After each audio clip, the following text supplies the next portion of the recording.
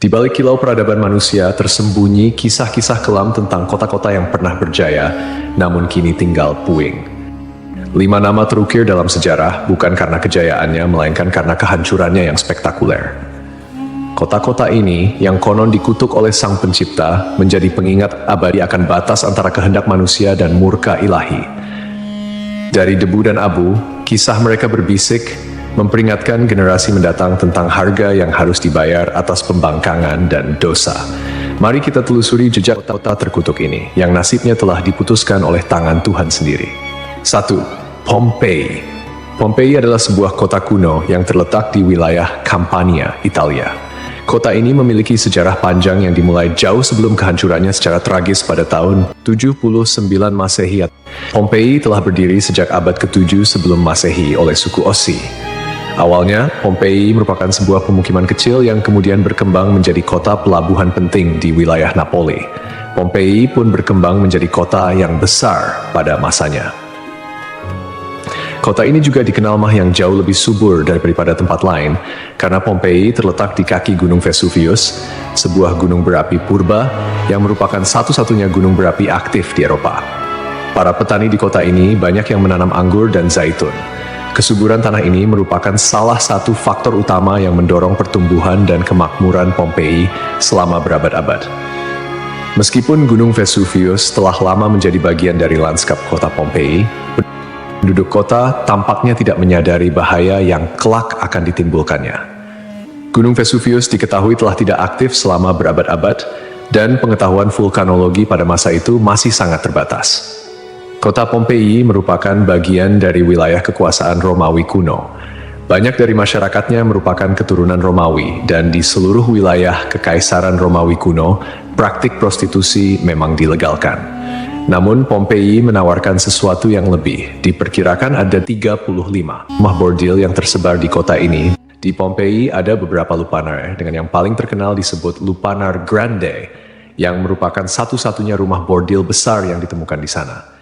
Kata lupanare sendiri berasal dari kata Latin lupa, yang berarti serigala betina, istilah yang juga digunakan untuk para pelacur pada zaman itu. Di dalam Lupanar Grande, ditemukan kamar-kamar kecil dengan lukisan erotis di dinding, yang kemungkinan besar digunakan sebagai semacam menu untuk layanan yang ditawarkan di sana. Rumah bordil ini memiliki 2 lantai. Lantai pertama diperuntukkan bagi kelas bawah, sedangkan lantai kedua digunakan oleh pelanggan kelas atas. Jumlah yang tergolong banyak mengingat Pompei hanya seluas 12 km² dengan populasi sekitar 11.000 orang. Untuk menuju rumah bordil, jalanan di Pompei diberi petunjuk arah berupa pahatan falus alat kelamin laki-laki, sebuah tanda untuk membantu orang asing yang mungkin mabuk berat atau tidak bisa berbicara bahasa lokal. Praktik prostitusi biasanya dilakukan oleh para budak yang memasang tarif sangat murah. Bahkan tarif di Pompei jauh lebih murah daripada di wilayah Kekaisaran Romawi lainnya. Dengan membayar setara harga seperempat gelas anggur, setiap laki-laki yang datang ke Pompei sudah bisa memesan pelacur. Pada salah satu dinding aula, ditemukan tulisan yang artinya, "Jika Anda mencari pelukan manis di kota ini, semua gadis di sini tersedia." Hubungan seksual yang diwajarkan tidak hanya terjadi antara laki-laki dan perempuan saja. Penemuan grafiti menunjukkan bahwa homoseksual dan pemerkosaan anak juga menjadi hal yang biasa di Pompei. Temuan inilah yang membuat Pompei dijuluki sebagai kota maksiat, terlepas dari arsitekturnya yang megah dan keberagaman karya seninya. Akhirnya, setelah kegiatan maksiat di kota ini semakin parah dan menjadi pemandangan yang lumrah, pada tanggal 24 Agustus 79 Masehi, sekitar tengah hari, terjadilah letusan mahadahsyat dari Gunung Vesuvius. Gunung ini mengeluarkan kolom erupsi yang luas dan tinggi hingga mencapai ketinggian 33 km. Abu vulkanik dan batu apung mulai berjatuhan di Pompei dan di daerah sekitarnya. Tebalnya erupsi menyebabkan kegelapan di siang hari dan membuat orang-orang kesulitan untuk bernapas, sehingga penduduk Pompei banyak yang tidak sanggup melarikan diri. Kemudian pada malam hari, letusan mencapai puncaknya. Serangkaian awan panas yang mematikan mulai menyapu kota dengan kecepatan tinggi dan membunuh siapapun di kota tersebut. Meskipun sulit untuk memastikan jumlah korban jiwa yang tepat, diperkirakan ada sekitar 2.000 orang yang tewas di kota Pompei, meskipun banyak juga yang berhasil melarikan diri pada tahap awal erupsi. Namun, mereka yang tertinggal atau terlambat melarikan diri menghadapi nasib yang sangat mengerikan. Kota maksiat ini hancur lebur bersama 500 tahun. Setelah sekian lama, Pompei ditemukan kembali pada abad ke-14 dan penggalian yang dilakukan mengungkapkan banyak artefak serta mumi-mumi yang terkubur di bawah abu vulkanik. Pompei kini menjadi simbol peringatan akan bahaya dari keangkuhan dan dosa manusia.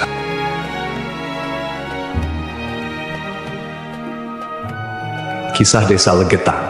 Pada suatu hari di Desa Legetang, warga melihat banyak binatang liar berkeliaran di sekitar jalan desa. Binatang-binatang ini, seperti monyet, kera, babi hutan, dan lainnya, bukan berasal dari daerah tersebut. Setelah diselidiki, ternyata hewan-hewan ini berasal dari Gunung Pengamun-Amun, yang berada agak jauh dari Desa Legetang. Kejadian ini membuat warga khawatir dan mereka bermusyawarah untuk menyikapinya. Mereka menyimpulkan bahwa turunnya hewan-hewan dari gunung adalah pertanda akan terjadinya musibah besar. Kepercayaan lokal yang menyatakan bahwa hewan bisa merasakan bencana sebelum terjadi mendorong warga Desa Legetang untuk bertindak cepat. Mereka memutuskan untuk kerja bakti membuat parit di lembah Gunung Pengamun-Amun sebagai upaya antisipasi bencana, khususnya longsor. Desa Legetang terletak di dataran tinggi Dieng, Kecamatan Batur, Kabupaten Banjarnegara, Jawa Tengah. Desa ini dikenal dengan tanahnya yang sangat subur, bahkan lebih subur dibandingkan desa-desa lainnya di sekitarnya. Sebagai contoh, jika semangka yang ditanam di desa lain hanya mencapai berat sekitar 6 kg, semangka yang ditanam di Legetang bisa mencapai 10 hingga 12 kg. Setelah parit selesai dibuat, kehidupan di desa kembali normal. Desa Legetang adalah desa yang makmur, hanya sedikit orang miskin di sana. Banyak saudagar kaya yang hidup mewah dan uang sering dihamburkan untuk hiburan. Setiap malam, mereka sering berjudi dan mengadakan berbagai hiburan yang tidak pantas, seperti kesenian lengger yang kadang berujung pada tindakan asusila. Kesenian ini yang hanya dilakukan di desa tersebut menjadi simbol betapa jauhnya masyarakat desa ini dari nilai-nilai agama dan moral. Setiap malam, penduduk Desa Legetang terlibat dalam berbagai bentuk kemaksiatan, termasuk perjudian, mabuk-mabukan, dan seks bebas. Mereka yang tidak terlibat dalam perilaku ini tampaknya membiarkannya, seolah-olah itu adalah hal yang wajar. Beberapa sumber melaporkan bahwa tingkat kemaksiatan di desa ini sangat tinggi, dengan beberapa laporan ekstrem seperti hubungan seksual antara anak dan ibu kandung. Desa Legetang mengalami hujan yang sangat lebat.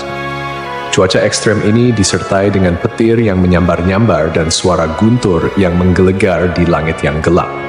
Tiba-tiba, terdengar suara ledakan yang sangat keras yang dapat didengar hingga ke desa-desa di sekitarnya. Bukan paginya, setelah badai reda, penduduk desa-desa tetangga terkejut mendapati bahwa Desa Legetang telah tertimbun tanah dari puncak Gunung Pengamun-Amun. Tragedi ini menelan korban jiwa 351 orang, termasuk bayi dan balita. Hanya satu orang yang berhasil selamat, yaitu seorang pemuda bernama Suhuri yang sedang berada di luar desa saat kejadian. Secara logika, sulit untuk memahami bagaimana Desa Legetang bisa tertimpa longsoran dari puncak gunung yang jauh dan terpisah oleh lembah serta perkebunan. Penduduk desa telah membuat parit sebagai antisipasi terhadap longsor, tetapi bencana ini tampaknya melibatkan fenomena yang tidak bisa dijelaskan dengan mudah. Ada yang berpendapat bahwa kejadian ini adalah azab dari Allah, karena tidak dapat dipahami secara rasional. Ashabul Ras. Ashabul Ras adalah sebuah kaum yang hidup pada zaman dahulu. Kisah mereka disebutkan dalam Al-Quran sebagai salah satu kaum yang mendapat azab dari Allah Subhanahu wa Ta'ala. Nama Ashabul Ras secara harfiah berarti penghuni sumur atau pemilik sumur. Mereka tinggal di sebuah wilayah yang kini diperkirakan berada di antara Yamamah dan Hadramaut di Jazirah Arab. Kehidupan Ashabul Ras sangat bergantung pada sebuah sumur besar yang menjadi sumber air utama. Tidak hanya menjadi pusat kehidupan, tetapi juga menjadi simbol kemakmuran dan identitas kaum tersebut. Mereka membangun peradaban yang cukup maju di sekitar sumur ini dengan pertanian dan peternakan sebagai mata pencaharian utama. Namun, meskipun telah diberi nikmat berupa sumber air yang melimpah, Ashabul Ras justru menyalahgunakan anugerah tersebut. Mereka mengembangkan sistem kepercayaan yang menyimpang dan menyembah pohon cemara besar yang tumbuh di dekat sumur mereka. Pohon ini dianggap suci dan dijadikan objek penyembahan, menggantikan Allah Subhanahu wa Ta'ala sebagai Tuhan yang seharusnya disembah. Kemusyrikan Asyabul Ras tidak berhenti pada penyembahan pohon saja. Mereka juga mengembangkan praktik-praktik yang bertentangan dengan ajaran Tauhid, seperti membuat patung-patung yang merepresentasikan dewa-dewa mereka, kemudian melakukan ritual dan persembahan kepada pohon cemara, serta menolak ajaran-ajaran monoteisme yang dibawa oleh para nabi dan rasul. Allah Subhanahu wa Ta'ala dalam rahmatnya yang tak terbatas tidak langsung menghukum Asyabul Ras. Sebaliknya, Allah Subhanahu wa Ta'ala mengutus seorang nabi kepada mereka untuk membimbing dan mengingatkan mereka akan jalan yang benar. Nabi yang diutus ini, menurut beberapa riwayat, adalah Nabi Syuaib, meskipun ada juga yang berpendapat bahwa ia adalah nabi yang lain yang namanya tidak disebutkan dalam Al-Quran. Nabi yang diutus kepada Asyabul Ras berusaha dengan gigih untuk mengajak kaumnya kembali ke jalan yang lurus. Ia menyampaikan risalah Tauhid, mengajak mereka untuk hanya menyembah Allah Subhanahu wa Ta'ala dan meninggalkan penyembahan terhadap pohon dan berhala. Nabi ini mengingatkan mereka akan nikmat-nikmat Allah Subhanahu wa Ta'ala yang telah diberikan, termasuk sumur yang menjadi berkah dalam kehidupan mereka. Namun, meski telah diingatkan, mereka tetap keras kepala dalam kekufuran dan kemusyrikan, bahkan mulai mengancam dan memusuhi Nabi yang diutus kepada mereka. Penolakan ini berlangsung dalam waktu yang cukup lama, menunjukkan kesabaran Allah Subhanahu wa Ta'ala dalam memberi kesempatan kepada hamba-hambanya untuk bertaubat. Setelah bertahun-tahun menolak ajakan Nabi mereka dan tetap teguh dalam kekufuran, akhirnya azab Allah Subhanahu wa Ta'ala turun kepada kaum Asyabul Ras.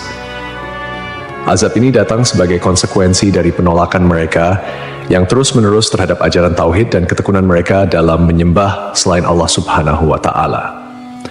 Menurut beberapa riwayat, azab yang menimpa Asyabul Ras terjadi dalam beberapa tahap. Pertama, terjadi kekeringan dan paceklik.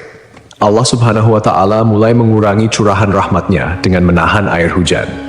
Akhirnya, terjadi kekeringan berkepanjangan. Tanaman-tanaman mereka mengering dan ternak mereka mulai mati kelaparan. Ini merupakan peringatan awal bagi Asyabul Ras, namun mereka tetap tidak mengindahkannya. Kemudian terjadi pencemaran sumur. Sumur yang menjadi sumber kehidupan mereka tiba-tiba tercemar. Airnya berubah warna, berbau busuk, dan tidak layak dikonsumsi. Hal ini menyebabkan krisis air yang parah di kalangan Asyabul Ras. Lalu datanglah gempa bumi. Sebuah gempa dahsyat mengguncang wilayah tempat tinggal Asyabul Ras. Gempa ini menghancurkan bangunan-bangunan dan infrastruktur yang telah mereka bangun selama bertahun-tahun. Akhirnya, mereka pun binasa, meninggalkan kisah yang menjadi peringatan bagi generasi-generasi setelahnya tentang konsekuensi dari menolak petunjuk ilahi dan hidup dalam kemusyrikan.